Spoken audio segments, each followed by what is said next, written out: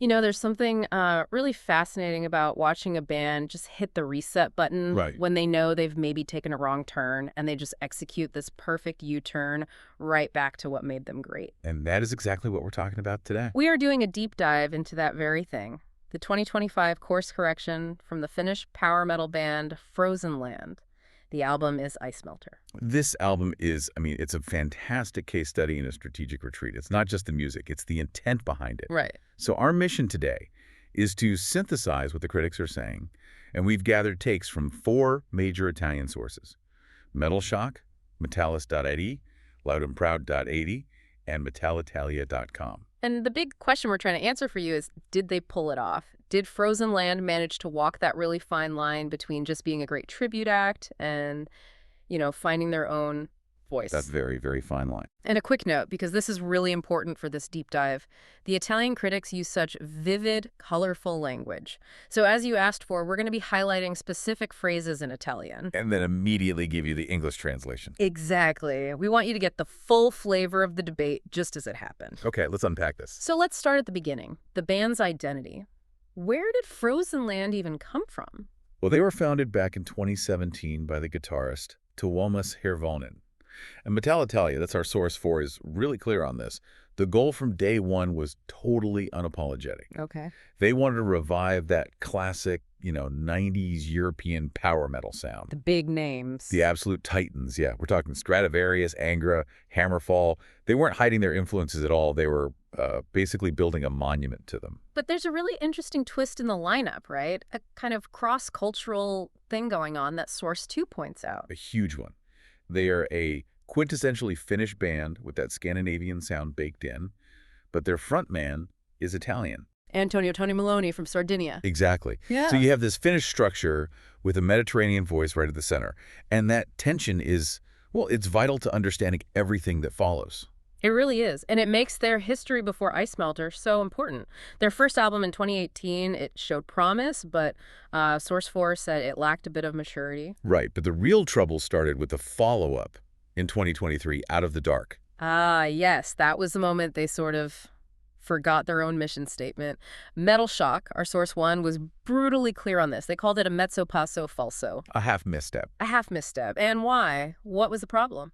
The problem was they went, and I'm quoting here, fin troppo moderno e oscuro. Too modern and dark. Yeah. They were trying out these heavier, more contemporary sounds, and it just watered down the 90s nostalgia that was their whole reason for being. So this context makes Icemelter feel less like just a new album and more like a statement of intent. It's a highly strategic return, absolutely. Source 1 calls it a conscious, decisive return to their original Scandinavian power metal roots.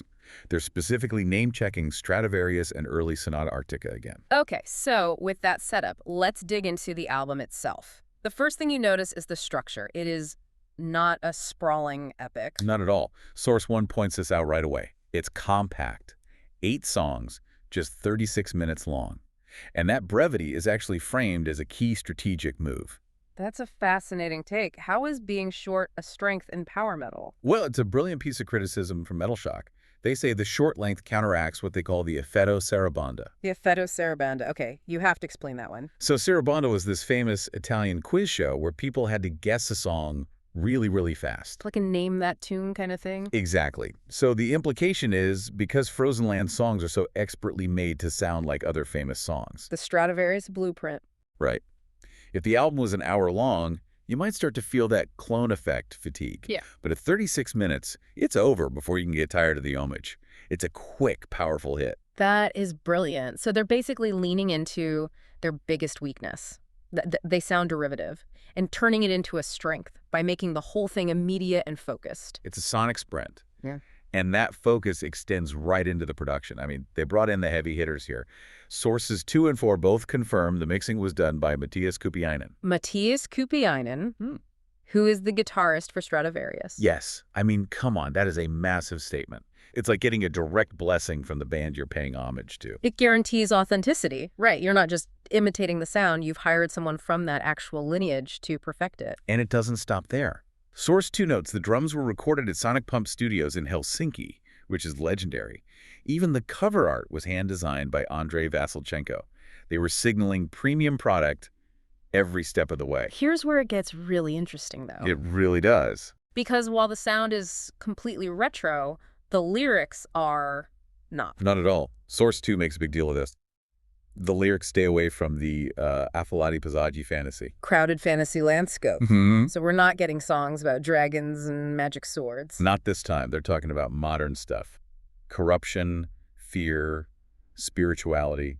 So you have this classic, pristine sound delivering a message that's actually pretty raw and relevant to today. Okay, let's get into the music itself then, track by track. The sources really break down the sonic details. Yeah, the consensus pretty much starts with the opener, the carrier. Source 1 calls it powerful, built on a riff to stone. A tough riff. A tough riff, relentless double kick drumming, but the real giveaway, the moment you know exactly what they're doing, Is the instrumentation. it's the harpsichord interludes. They immediately make you think of classic Stradivarius, the Visions and Episode albums specifically. And Source 2 has this amazing phrase to describe the effect of all that.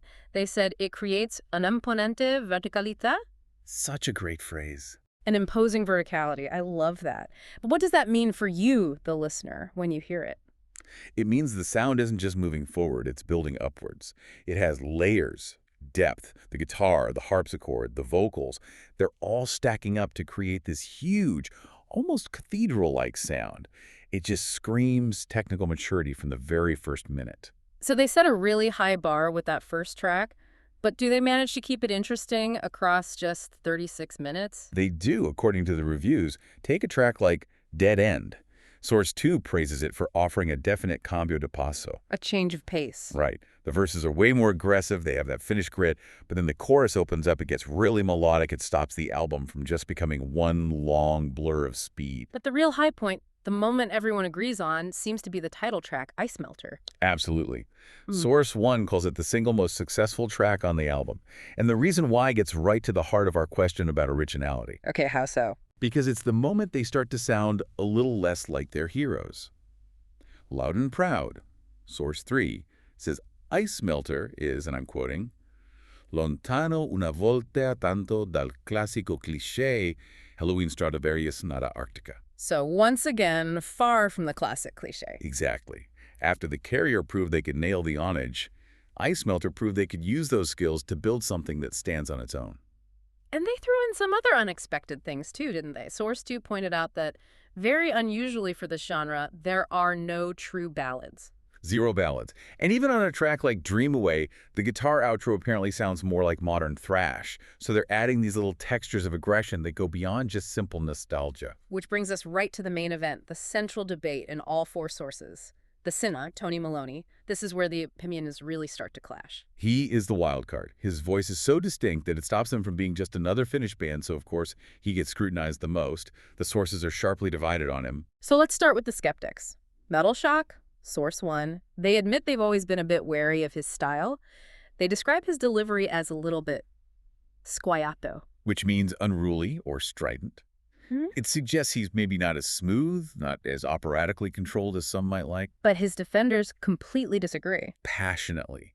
Metallis.id, Source 2, praises him for that exact same quality, his authenticity. They say he is del tutto a proprio agio. Totally at ease. Totally at ease. Yes. And, crucially, they add that he non si atteggia a prima donna. He doesn't act like a diva. Right. He serves the song, he's part of the package, not trying to sing over it. So if one source hears unruly and another hears at ease, what does that tell us? It tells us he's polarizing, but also that he's getting better. And that's where Source 4, Metal d'Italia, comes in. They offer the final piece of the puzzle. They say he is decisamente migliorato, sia com energia che com interpretazione. Decidedly improved, both in energy and interpretation, so he's grown into the role. He has. His performance is finally matching the band's top-tier musicianship. Okay, so we have a technically flawless, aggressive, short album. The production is perfect, it's mixed by a guy from Stradivarius, and the singer is demonstrably improving. But what about the big question? Has that clone effect finally gone away? And this is where the sources give us a fascinating split decision. It's really a debate about what we value more, perfection or invention. How does Metal Italia land on it? They're strongly positive. They say the course correction was a huge success. They state the band manages to dissipare il fastidioso effetto clone. Dissipate the annoying clone effect. And that they offer a 100% enjoyable genre product. For them, the mastery is enough. They've earned their spot. But there's a but coming, I can feel it. There is. The caution comes from Loud and Proud, our source 3. While they love moments like the title track, they warn that il resto del disco segue tutti gli schemi del genere. The rest of the album follows all the genre's patterns. And that leads to their final verdict, which is so telling. They call the album piacevole ma a lungo andare innocuo. Pleasant, but innocuous in the long run. Wow. It's a crucial distinction, isn't it? It's high praise for the quality, but a low mark for identity. It's perfect, but maybe forgettable. So what does this all mean? I think it means Icemelter is a high-level, incredibly focused album. The songwriting from Hirvonen is excellent. The Kupianen mix makes it sound phenomenal. The critics all agree on its quality. It fixed the mistake from 2023. Without a doubt. So for you, the listener, the key insight is that Frozen Land succeeded.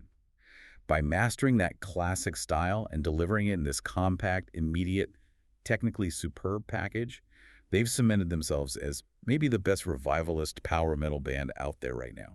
And that focus on genre perfection brings up one last thought. The sources mentioned the metal scene is packed right now. You've got legends like Manor announcing a 2027 tour, Avantasia is still huge, and then all this new talent like Wasted Wizards. It's a crowded field. It is. So when a band with this much skill, like Frozen Land, deliberately chooses to perfect an old formula instead of creating a new one, what does that say about the audience? Is the comfort of perfect execution more valuable today than the risk of searching for a truly unique sound? I mean, what would you rather listen to? I wasn't lying, I wasn't sure. This nervous head shakes coming, freezing, while my love is bleeding.